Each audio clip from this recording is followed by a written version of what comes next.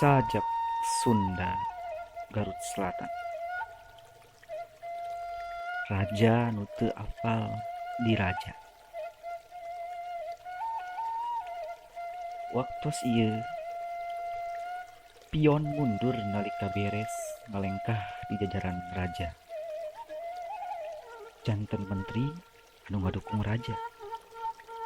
Raja anu kalimpuhan, menteri nu disalahkeun.